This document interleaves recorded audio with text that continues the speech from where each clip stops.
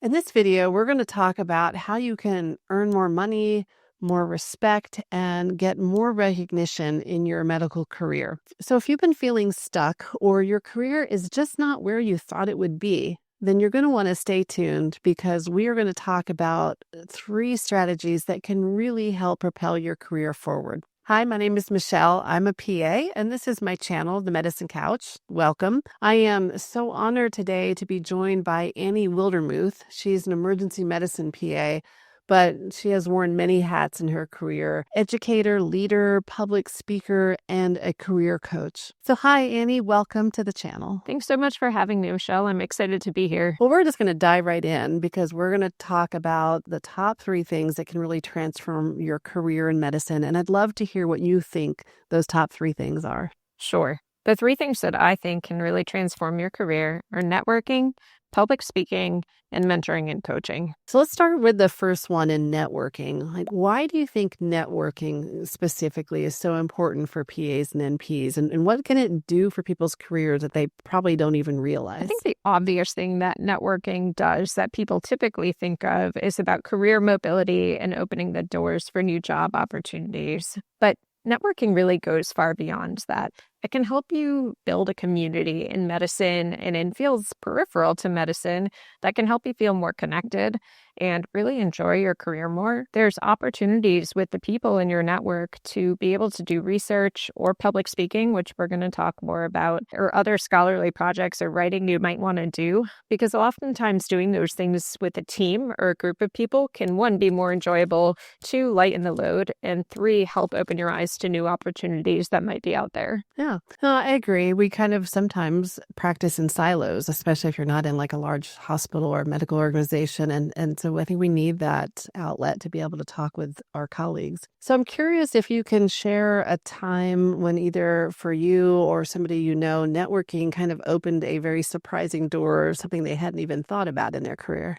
Yeah, I'm actually not sure that I would be a PA today without networking. I was having a conversation about 15 or 16 years ago at this point with my insurance guy. So talking about my car initially, and mentioned that I was interested in pursuing being some type of medical provider. And he mentioned that his next door neighbor was a PA and offered to set me up with this person. And come to find out that Chris, the gentleman that I spoke to, had gone to my same high school, my same college, was also a dietitian, and was newly a PA.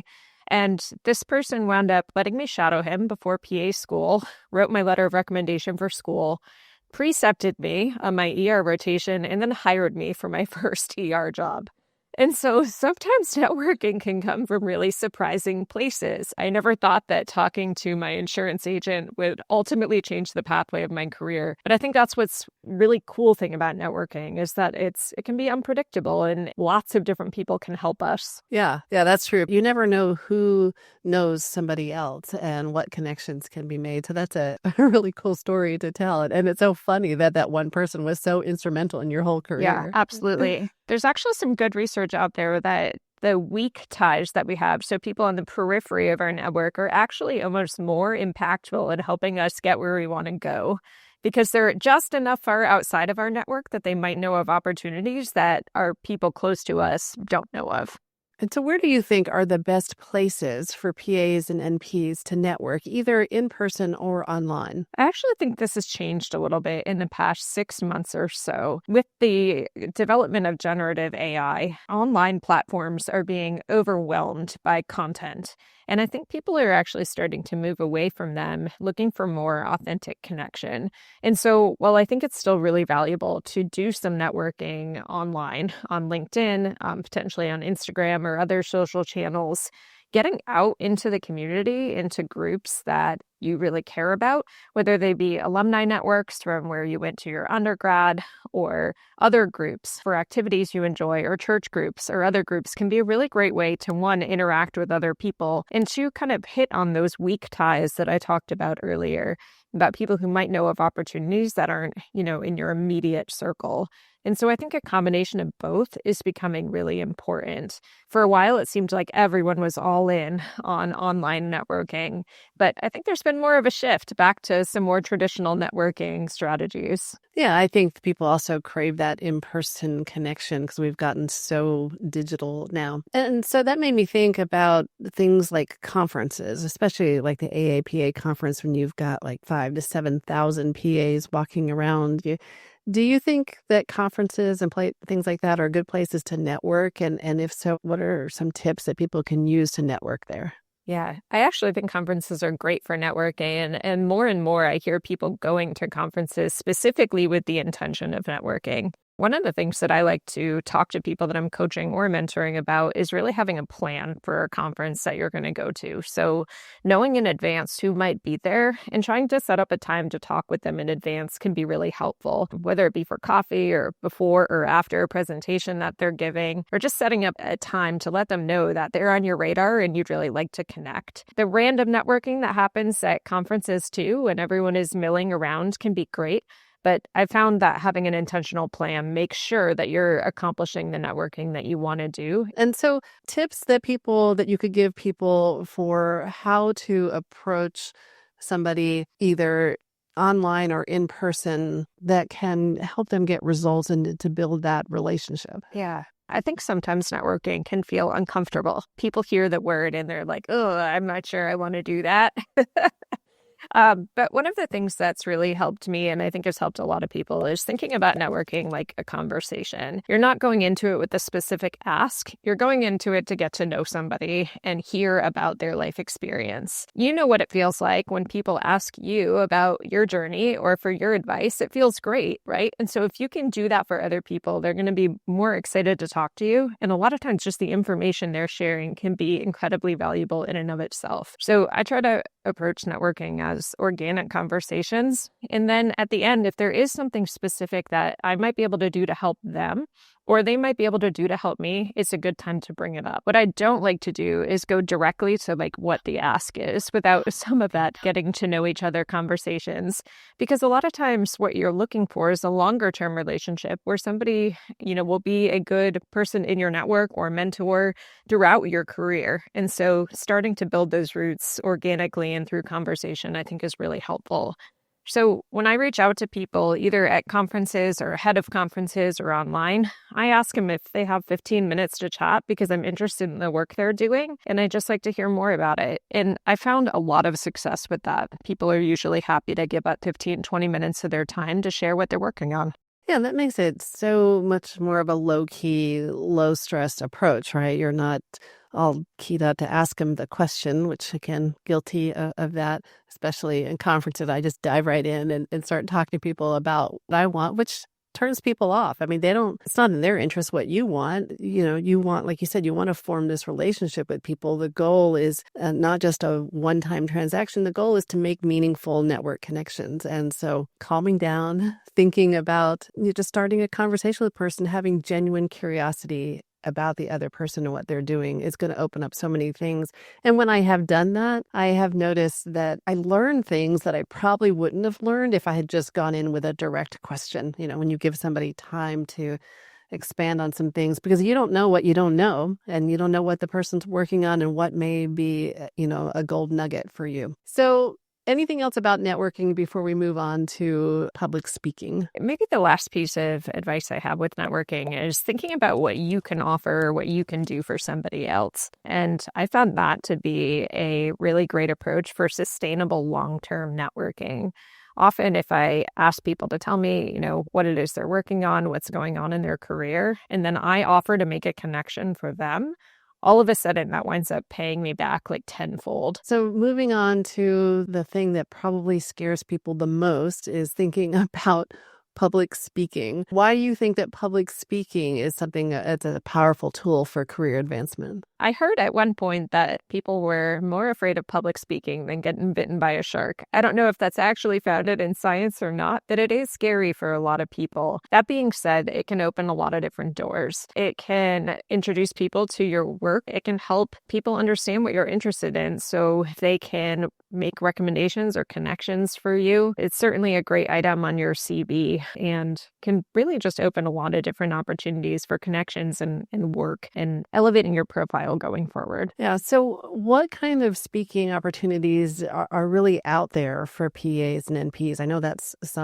like a stumbling block for many people. They're like, I think I could do public speaking, but I don't even know where to start. There's so many different places that you can potentially speak. My very first talk that I ever gave was actually to a group of firemen who were also first responders and were looking for information about anaphylaxis management when they arrived on scene. And so talking to your local EMS groups or community groups, anyone who's going to be engaging with the public, you can give great information about, things you can do to provide first aid and that sort of thing, all the way up to conferences. Most conferences, including AAPA and others, have a call for proposals where you're allowed to put together a proposal of what you might want to talk about. And even if you don't get accepted on the first try, a lot of times you'll get valuable feedback on what it is that you submitted. And those organizations, also AAPA is a great example, often have mentoring programs for new speakers. So great opportunity to get your foot in the door. There's also grand rounds, speaking at PA programs, speaking to residents who often have lunches at their residency programs for information during the week. So lots of different opportunities to get your name out there and get some speaking experience under your belt. Yeah, and I know people have asked about speaking for pharmaceutical companies. Do you know much about that? Can you talk about what kind of opportunities are available there? I haven't actually myself spoken for pharmaceutical companies, but I know a lot of providers that do, especially those that work in specialty areas where there's a lot of new medications or things routinely coming out. We don't see that in the ER very often. We use about the same 3 medications for every patient. But those opportunities do exist. And I'd say if you're interested in that, then connect with somebody that you might know, either a drug rep or a physician or PA in your group or in your network that is working with a pharmaceutical company, and learn more about what those opportunities are like. Yeah, I've heard that you can approach the drug reps that come into your office and just talk to them and say, hey, I have been using this medication for a long time. Do you guys ever have calls for speakers to present at any time? Is there any other opportunities? And, it's very non-threatening. They're always looking for people. You're just trying to find those opportunities. So don't feel shy about asking them about it. And like you said, anyone else that you've seen at a conference or somewhere that's giving a talk for a pharmaceutical company. One of the things I didn't realize early on about public speaking was I thought that people were going to approach me and ask me for these sorts of opportunities. And what I've learned with time, and I think this happens to people throughout all stages of their speaking and networking and professional career, is that you have to create your own opportunities as well. So if you're waiting for people to approach you, it might be a little while. So stick your neck out there and talk to people like your pharmaceutical rep or other conferences or places you might want to speak, because that's how you start to create those opportunities. Yeah, that's a great point. And I forgot I wanted to say when you were talking earlier about the call for speakers for different conferences, so like your state organization conferences, the national conferences, they usually have that on their website somewhere. You can find the, call for speakers, but also remember that they want this way far in advance. Like we're talking, it's usually a year or so in advance that they have the deadline for when you can put in your application. So make sure if something you want to do that you think about that and you figure out the timeline that you have to have things ready for. And you don't have to have the whole presentation together when you apply to be a speaker, right? You just kind of need to know the outline and the objectives of what the talk is trying to get to, right? Yeah, absolutely. It's a great point. So I put it on my calendar about when the call for proposals is going to come out every year for conferences that I'm interested in speaking in. It does often just ask for kind of a bare bones outline of what you're planning to talk about in advance. And I know some people may think, I'm not an expert, or they have this imposter syndrome and they think that they don't have much to offer people. What would you say to those people? I think imposter syndrome is prevalent in the medical community. And I know a lot of people who have approached me about, hey, Annie, how'd you get started doing public speaking? And really, it was just going out on a limb and submitting an application to a call for proposals. And I did definitely feel that imposter syndrome, but I also didn't know where else to start. So I just kind of dove in, and it's gotten easier with time. I think for many of us, it can feel a little nerve-wracking. Like there's always someone who knows more than us, but there's also a lot of people who know less than us. And so we have a lot of opportunity to share information based on our lived experience, our approach, our understanding of different conditions or elements of clinical practice. And so just dive in. Yeah, and you can always augment your knowledge. I mean, read up on it and study and get the information and put it in there. And another thing I think that helps people, just like in networking, it helps in public speaking as well, is to get the focus off of yourself, right? I think a lot of times we go to speak in public and we think, oh, they're going to be judging us and all these things. But really, the audience wants you to succeed. They want you to do well. So you're walking in, there's goodwill there already. They're showing up for your talk. But also, if you think about that you are there to help them, that you are, if you plan your presentation where you are making sure that you're delivering things that can actually help them, then that takes the nerves away, because then you kind of get excited about it because like, oh, I've got this great information I want to share. And you hope you present it in a way that is, makes sense and that is something that they can follow and enjoy. But it takes off a lot of the pressure because it's not about you, it's about what they can get. Yeah, absolutely. I mean, I consider it a success when I go to a presentation and learn one thing that's really helpful, that's going to change what I do. And so it doesn't have to be perfect every single second of it. I mean, think about your own experience when you're in the audience and what you hope to get out of a presentation. And so thinking about that, I think, can really take away some of the fear of needing to have a perfect product or be on every second. If people leave with one thing, then you've already won. I don't know if you've ever been to a CME for Life conference, and some people love John, some people don't. But for me, the way he delivers information, he delivers a ton of it. But I've never walked away from a conference with so many nuggets in my head as I've done, when I've been to his conference. So think about that when you're making your presentations, right? And think about what few pearls, just a couple really key pearls that you can leave people with and make your presentation kind of so that it all culminates to that, right? That's what you're trying to get people to leave with. And that goes back to like we were talking about, taking away some of the nerves, right? If you know that you have spent the time and crafted this presentation, that you're going to leave people with these nuggets, then you're going to feel confident, when you go in. And it's not about how much information you know. Yeah, absolutely. I've drawn a lot of inspiration and information about presenting over the years from listening to TED Talks. And it almost doesn't matter what the topic is, but just watching their delivery style and reflecting afterwards on what the key points were that they were trying to make has helped me craft my own presentations in a way that's digestible and interesting and exciting for people. And what's one first step that you think someone can take towards public speaking this week, whether it's organizing thoughts or reaching out to people? What do you think is a good step to take? Yeah, this actually leads into probably the last thing we're going to talk about, which is mentoring. And so reaching out to somebody in your circle or someone that you've heard speak before and ask if they'd be willing to have a conversation with you about public speaking can be a really great first place to start. Mentoring and coaching can be really helpful in this space, but it'll start generate ideas about how to select a place that you might want to approach about giving a talk and really help have someone to keep you accountable towards moving towards that, and maybe even a collaborator on the project. One of the things that I love about public speaking, some of the presentations I've enjoyed the most, I've done with other people. And so sometimes it can make feeling new in that space a little bit better if you have someone else along with you for the ride. When you were talking about AAPA and their speaker mentorship that they have, I think they have a program, right, where first-time speakers can apply where you are a co-speaker, right, with somebody else. They pair you up or you find somebody else? Yeah, they have a new to stage program where they pair you up with a mentor. And the talks are a little shorter. They're usually half an hour instead of a full hour.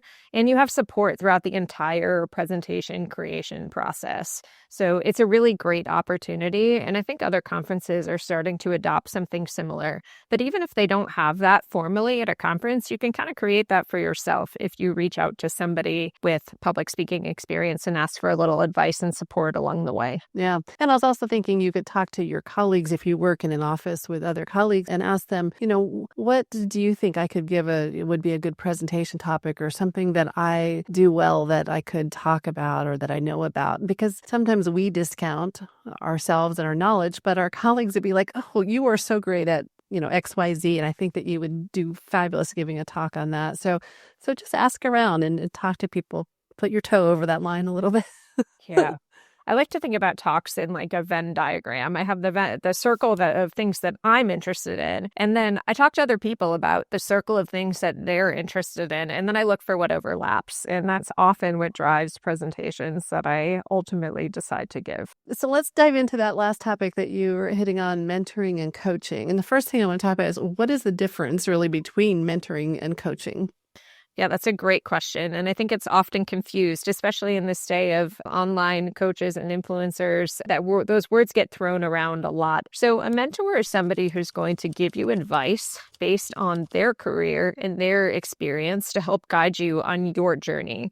So it's tangible things that you're learning that you could potentially put into action. Coaching is a creative process where you're working with someone who's asking you questions, offering reflections so that you can make your own decisions, knowing what you know about your life and expertise to help you decide what steps you want to take next. So it's really more of an introspective, creative, and forward-looking process rather than someone telling you what to do. And so what do you think that are some of the things PAs and NPs should consider when they're looking to find a mentor or a coach? Yeah, so mentorship is really powerful at all stages of your career. And I think a lot of people actually have several mentors depending on different areas of their career that they might want to lean into. I have a background in education and also in clinical practice and research and some other things. And I have different mentors for different areas. And so establishing a network of people who do the type of work that you would want to be doing or have followed a journey that you would like to consider following are great people to reach out to and ask if they would consider being a mentor for you. When it comes to coaching, looking for a coach who is credentialed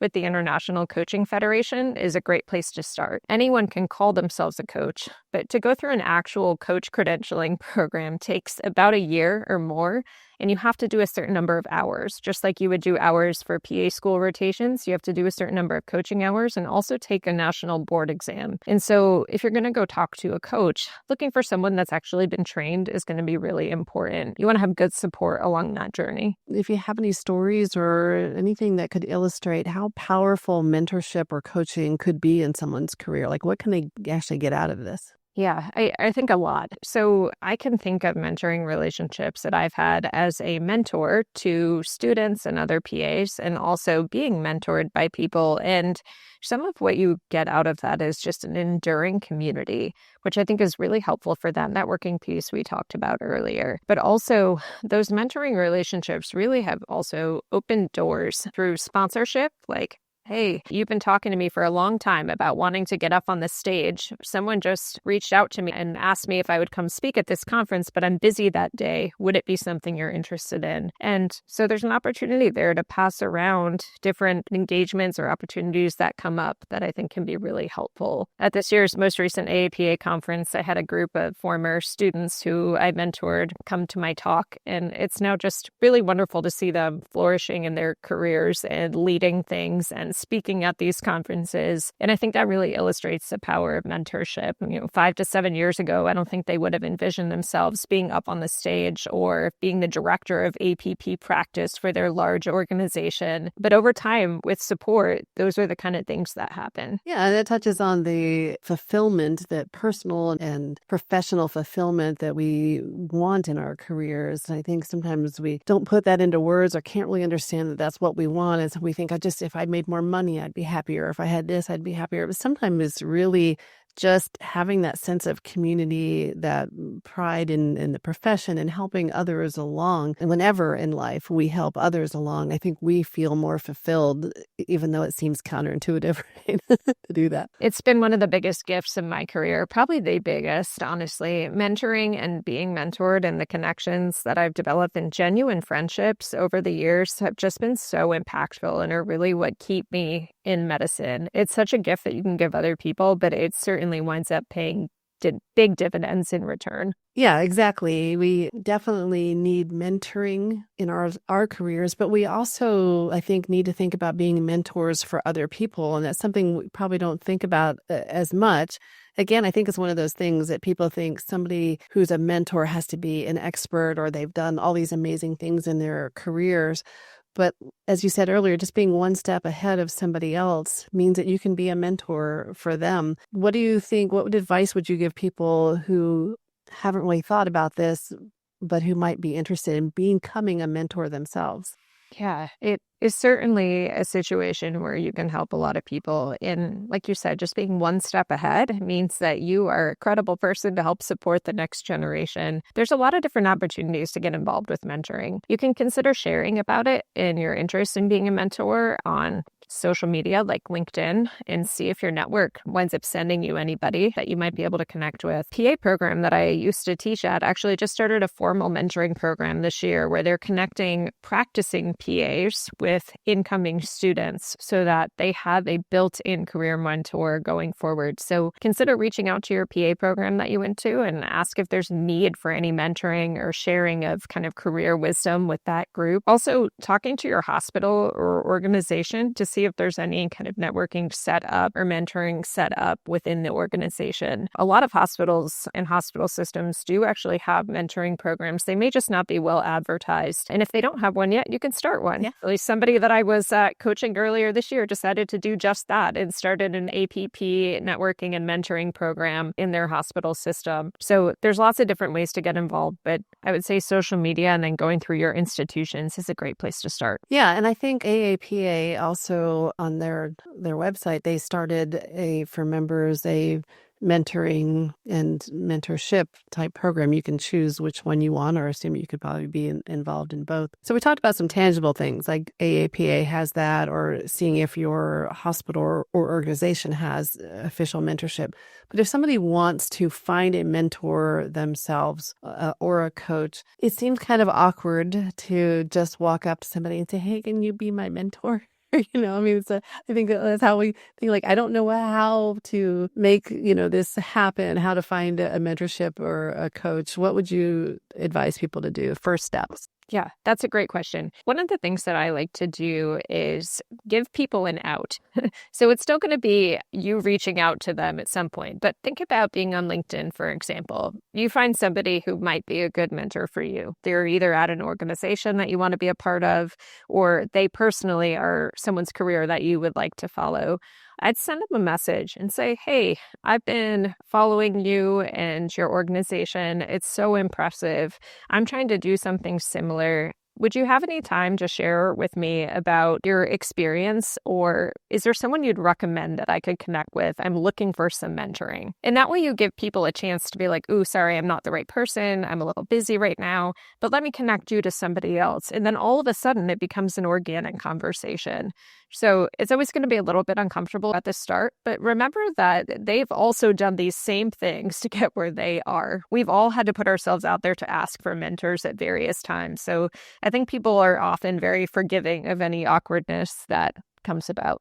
That last point just kind of wraps it up at how interconnected all of this is. Obviously, building your network can lead to speaking engagements and can lead to mentorship. Doing speaking engagements can increase your network and help you find mentors and be mentors to other people. And then the mentoring, of course, can lead into both of the other things.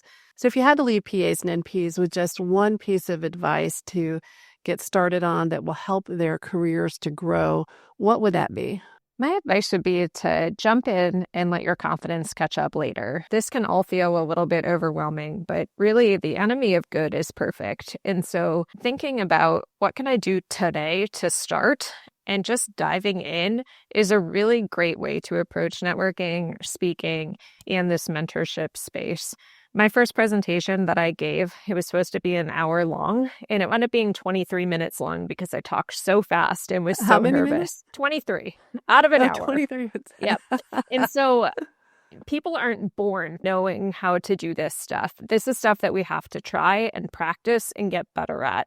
And so if perfect is going to hold you back, then you're never going to get out there in any of these three domains. So dive in and your confidence will catch up and you will get better with practice. Yeah, such great advice. Well, thank you so much, Annie, for being here and sharing all this with us. Yeah, thank you, Michelle. It was an honor to speak with you today. And I love being mentors and helping connect people. So feel free to reach out if I can help you. If you would like some more insights on how to build a career that you actually love, I've created a career series that walks you through step by step from evaluating your current job, improving satisfaction, exploring new opportunities, and even transitioning into new jobs or new specialties. If that sounds good to you, you can find that playlist right here. Thank you so much for joining me. And as always, take care, stay sane, and I'll see you next time on the Medicine Couch. Bye.